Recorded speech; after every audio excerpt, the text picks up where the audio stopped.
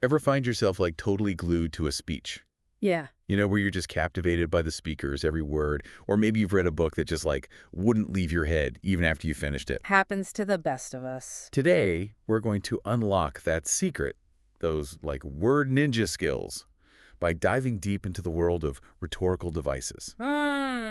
Okay, and joining us to break down these fascinating tools of persuasion is our expert. Hi there. And our guide for this deep dive is an article from, well, none other than Merriam-Webster, you know, the word gurus themselves. The authority. So today, instead of just saying words are cool, which they are, we're going to figure out why certain words, phrases have the power to, like, I don't know, move us, make us laugh, maybe even change our minds. Totally.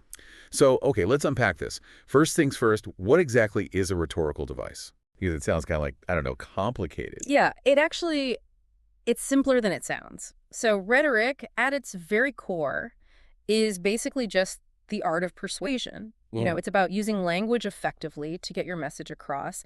And these devices are like think of them like tools in a writer's toolbox or a speaker's toolkit. Yeah, like a toolbox just full of word power. Yes. So it's not just about sounding all fancy. It's about, like, making your words hit their target. Exactly. And one of the ways to do that is by using these tried and true techniques that play on, like, how our brains are wired. Okay, that makes sense. So we've got the what and the why of rhetoric. Now for the fun part. Yeah. The actual devices. All All right, ready? Hit me with your best word for it. right. Well, let's start with one that's all about building momentum, you know, like creating a sense of flow with your words. Anadiplosis. Anadiplosis? That naughty what now? See, there you go. Anadiplosis. It sounds kind of intimidating, I know, but it's actually very straightforward. Yeah. You're essentially using the last word of a phrase to start the next one. Almost like you're building a staircase with your word. Okay. I think I'm getting it. Give me an example. Think of Yoda. Oh, right. From Star Wars, right? Yeah. He's like the master of anadiplosis. Oh. Fear leads to anger, anger leads to hate, hate leads to suffering. Right. You see how that builds? Whoa, yeah. Yeah, you can practically, like, feel the emotion building with each step. Exactly. And it's not just about it sounding cool. It actually, like, makes the message stronger. It gives it that weight. Okay, so anadiplosis, all about flow, momentum. What's next on our rhetorical device lineup? Let's talk about chiasmus. This one's like a verbal mirror. You're reversing words or phrases to create this, like, satisfying symmetry. Ooh, symmetry, wordplay. I'm intrigued. It emphasizes a point. Give me the classic example. Okay, John F. Kennedy's, ask not what your country can do for you, ask what you can do for your country. Okay, I mean, it's iconic, but I never realized why it was so memorable. Yeah. It's the chiasmus. That's what makes it stick. That subtle reversal makes you pay attention. It's not just what he's saying, but how he's saying it. Subtly shifting the focus, right, from individual gain to this idea of collective responsibility. Yeah. Pure rhetorical genius. Okay, my mind is officially blown. Like, this is way more than just, like, you know, identifying some fancy literary terms. It's about understanding, like, the impact those terms have and why they work. Okay, all right.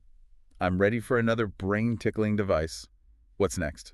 Let's dive into the world of oxymorons. These are like those seemingly contradictory terms that somehow, against all odds, work together. Wait, like jumbo shrimp. That's always bothered me. Exactly. It seems counterintuitive, right? Right. But that's what's so powerful about them. Okay. So you've got things like you said, jumbo shrimp or deafening silence, living dead. It creates these jarring but incredibly vivid images in your mind. It's like our brains just like, can't resist these weird word pairings. They force us to, like, stop and think and really consider the meaning. Precisely. Oxymorons are unexpected. They're memorable, making your message stand out. Okay, we've tackled some, like, real brain benders so far. Anadiplosis, chiasmus, oxymorons. I'm starting to feel like a rhetorical ninja in training over here. That's right. What other word weapons are we adding to our arsenal today? Well, how about a couple you probably use all the time without even realizing it? Okay. Hyperbole and litotes. Wait, those sound vaguely familiar? Yeah. But I need a refresher. Let's start with hyperbole. What is that all about? So hyperbole is basically just exaggeration, you know, like for emphasis or for humorous effect. We're talking about those like, I'm so hungry I could eat a horse. Yeah. This traffic is going to make me lose my mind. Oh, right. Okay. Like when your friend says they literally died from laughing so hard. We know they're not actually pushing up daisies. Of course not. But it, like, emphasizes the point, right? Exactly. It just injects some humor, a little personality into the language, makes your point in a more memorable way. So instead of just saying, I'm really stressed, you might say, I'm so stressed my hair is about to fall out. It just adds a little something extra. Yeah, it's like turning up the volume on your words. That's a good way to put it. Okay, I use hyperbole all the time. Yeah. Now, what about litotes? That one still sounds a bit like a medical term. Yeah, don't let the name, intimidate you. Litotes is essentially the opposite of hyperbole. It's understatement. So instead of saying, this cake is amazing, you might say, this cake isn't bad. I see. It's like that subtle nod of approval. Like when someone gets a promotion and you say, well, that's certainly interesting. You're implying, it's fantastic news without, going over the top. Exactly. Litotes can be very effective for, conveying dry humor or sarcasm. And it kind of, subtly piques the listener's curiosity, draws them in, They have to work a little harder to kind of decipher your meaning. Right. Which can make the message even more impactful. It's like that quiet person in the room, and then they just drop a one-liner that slays everybody. Exactly. They've mastered the art of understatement. That's right. Okay, litotes check. But we've got a whole Merriam-Webster article here, which I'm guessing means a whole lot more rhetorical devices to uncover. You're right. We're just scratching the surface.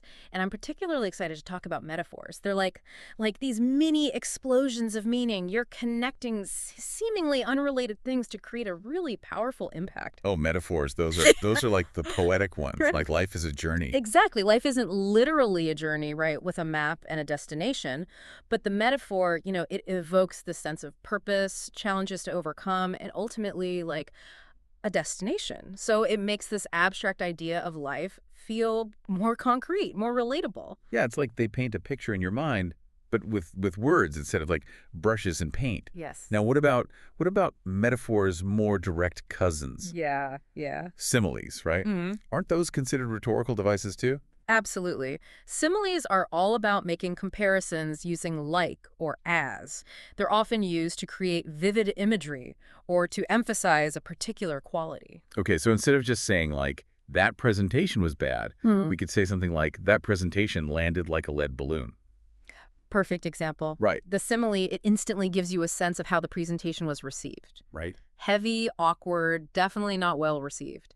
It evokes that visceral reaction in a way that bad simply can't match. Similes are like rhetorical flavor enhancers. I like that. And speaking of flavor enhancers, haven't I heard similes used all the time in music? Oh, yeah. Like your love is like a warm blanket on a cold night. You got it. Songwriters love similes because they're so evocative, they're memorable, they just pack a lot of emotional punch into a few words. And those comparisons, especially when they're paired with the music, they just tend to stick in our brains like glue. That's why we can all remember song lyrics from years ago, but we can't remember what we had for breakfast this morning. Exactly. Yeah, you mentioned something earlier about a flip side to one of the devices we discussed. You have a great memory. I know, right? Remember Anaphora, that repetition at the beginning of phrases? Okay. Yoda's fear leads to anger, anger leads to hate. Yes. One that builds like a staircase. Well, there's a rhetorical device that's like its mirror image, epistrophe. It uses that same repetition technique, but the repeated word comes at the end of the phrases or sentences. Oh, and that's sneaky. Right. Do you have a prime example of this epistrophe in action? Think of Abraham Lincoln's Gettysburg Address. Government of the people, by the people, for the people. The repetition of the people at the end of each phrase hammers home the point about who truly holds the power in a democracy. Man, those past presidents, they really knew how to wield the power of language, huh? They did. This is making me realize how much intention goes into crafting a really powerful message. It's true. It's not just about throwing words around. It's about choosing the right words. Absolutely. And arranging them in the most impactful way. That's exactly it. And while we can certainly appreciate the rhetorical skills of, presidents and famous speakers, it's important to remember that these techniques, they're available to all of us. You don't have to be a master orator to incorporate a well-placed metaphor or a touch of hyperbole into your everyday communication. Okay, that's reassuring. Yeah. But I have to admit, I am a little overwhelmed by all these devices. Understandable. It's like suddenly becoming aware of all the code that goes into making a website work. Yeah. You're like, whoa, I had no idea. It's a lot going on behind the scenes. It's fascinating and a little intimidating. Sure, I get it. It's a lot to take in. But the beauty is you don't have to memorize every single device or use them all the time. Yeah. Think of them more like tools in a toolbox, right? Yeah. Like you said before, word power. But even with the best tools, you need to know how to use them effectively. So how can our listeners start incorporating these rhetorical devices into their own lives without, sounding like they're trying too hard? Right. It's not about, showing off your vocabulary or anything or, forcing these devices into every sentence. Right. It's more about recognizing those opportunities, where you can add a little extra oomph, I guess, to your message. Exactly. Think of it like this. You wouldn't wear, a tuxedo to a backyard barbecue, right? It's true. You choose the tools, you choose the techniques that best suit the situation. Okay, so context is key.